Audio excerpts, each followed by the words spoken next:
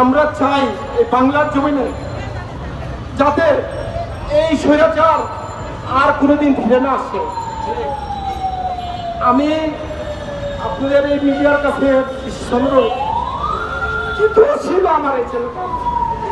এত সুন্দর, এত ফুলের মতো বাগানের ফুলের এত সুন্দর ছেলেটাকে আমার কেন সেইভাবে পারলো, হত্যা করলো?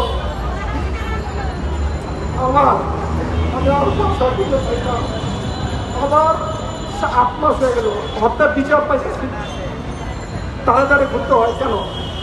আজকে আপনি এই মসজিদে বসে আছেন, এ আমাদের ছেলে রক্তের বিনিময় আপনারা রঙ্গমঞ্চ শুরু করে দিচ্ছেন।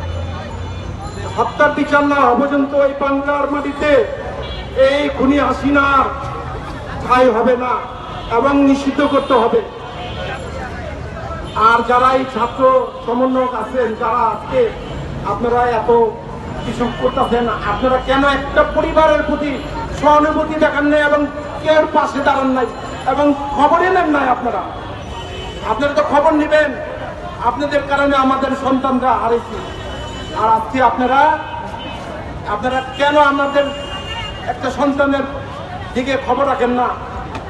সব আছেন আপনাদের আগের উচ্চারণে। আমি আর কিছু বলতে চাই।